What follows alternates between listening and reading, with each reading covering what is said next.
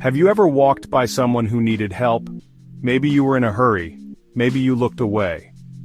What would you do if you saw someone hurt, alone and afraid? This is the question at the heart of the Good Samaritan story.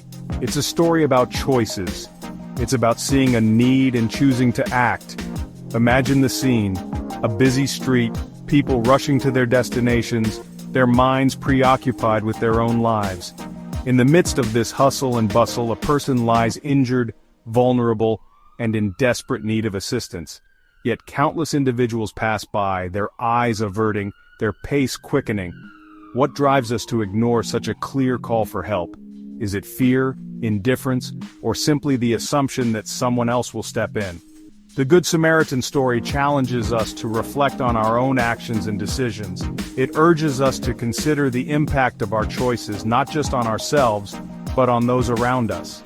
In that moment of truth, will you walk away or will you choose to make a difference? The choice is yours. A man was traveling from Jerusalem to Jericho. It was a dangerous road. Robbers attacked him, they beat him, they stole everything he had. They left him lying there, almost dead. The man lay helpless, praying for someone to help.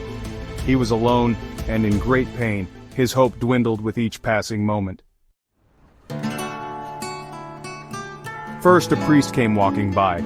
He saw the man lying on the ground, clearly in distress. He saw the blood, the wounds, and the pain etched on the man's face. But he didn't stop. He kept walking, his eyes averted, his pace unbroken. Then, a Levite came by. Levites worked at the temple and were considered holy men, dedicated to serving God and the community. But the Levite did the same thing. He looked at the suffering man, saw his desperate condition, and chose to walk away. Neither the priest nor the Levite offered any help, any comfort, or even a word of kindness. Their indifference was stark and cold, a reminder of how easily we can turn away from the suffering of others. This story challenges us to reflect on our own actions and the times we may have walked away when we could have made a difference. Finally, a Samaritan came down the road. Samaritans and Jews were not friends. They often disagreed. But when the Samaritan saw the injured man, he felt compassion. He stopped. He helped the man. He cleaned his wounds. He bandaged them. He took him to a safe place. He paid for him to stay there and get better. The Good Samaritan teaches us that love has no boundaries. His actions remind us that compassion transcends all barriers, whether they are cultural, social, or even personal. It doesn't matter who you are or where you come from. The essence of humanity lies in our ability to connect with others, to see beyond our differences, and to offer a helping hand when it is needed the most. When you see someone in need, you have a choice. You can ignore them, just like many did in the story of the Good Samaritan.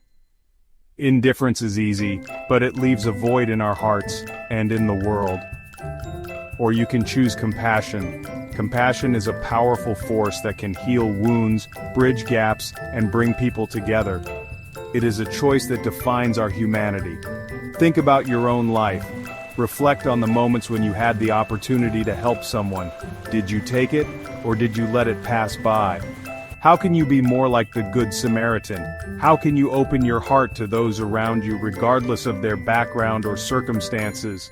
How can you choose kindness even when it's hard? Kindness is not always the easiest path, but it is the most rewarding. It enriches both the giver and the receiver. The world needs more compassion. In times of division and strife, acts of kindness can be a beacon of hope and a source of strength for communities. It starts with each of us. Every small act of kindness contributes to a larger wave of change. Together we can create a world where love truly knows no bounds.